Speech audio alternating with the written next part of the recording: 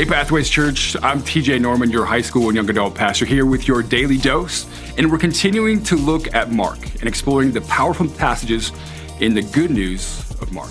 In chapter 1, verses 40 and 42, we'll read together, "A man with leprosy came to him and begged him on his knees, 'If you are willing, can you make me clean?'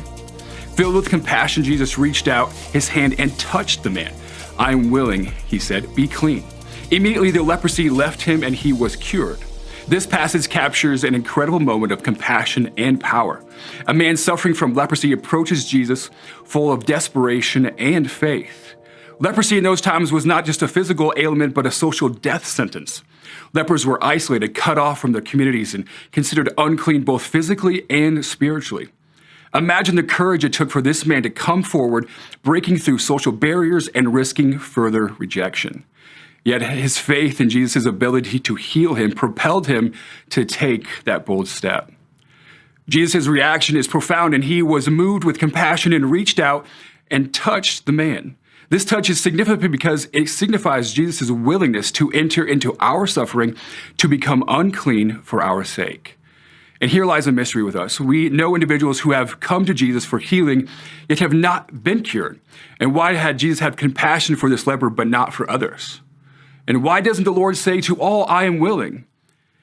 And you know a little bit of our story, and our oldest son, Ty, who was sick at birth but healed, but our daughter, Aaliyah, who is now a double amputee, we wanted her so bad to be healed. But in the end, God did not heal her yet.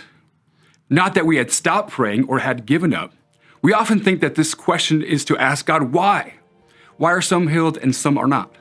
Jesus' compassion for us is boundless, but maybe our compassion needs to be exercised as well. We might be too quick to universalize one experience, expecting the same outcome for everyone. This attitude can keep us from rejoicing for those who are healed.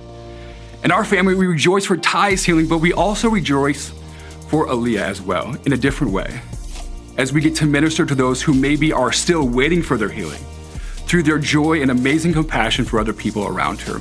While we don't understand why some are healed now and others are not, we do know that as believers, our life in heaven will be perfect with God. Let us rejoice in the healing grace given to some, and rejoice also that complete healing lies ahead for all those who put their faith in Christ. That's all for today's Daily Dose. Join me again tomorrow as we continue to look at the good news of Mark.